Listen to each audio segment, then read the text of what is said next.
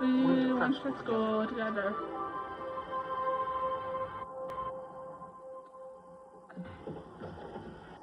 Silver's Guardians? Where did they come from? I don't like it. We've been doing just fine protecting the city without their help. Rangers, there's something on television I think might interest you. Our Silver Guardians have averted another robbery today.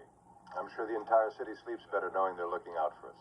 Is it true that your guardians only protect clients who pay for their services? What about the Time Force Rangers? The Rangers can't be everywhere now, can they?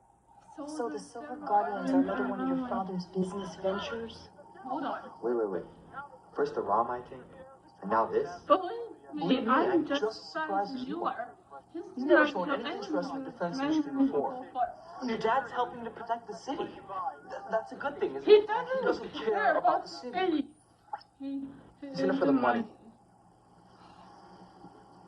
I know you and your father have had your differences, but do you really think he's that greedy? You heard of it.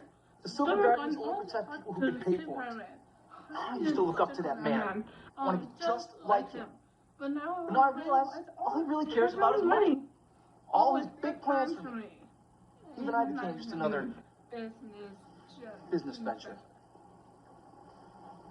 Your old friend Eric is working for your dad now. Wow.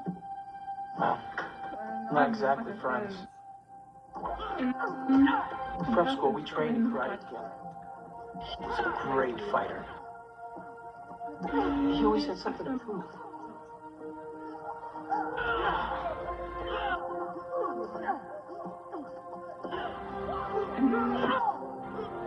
And then one day, I heard he quit.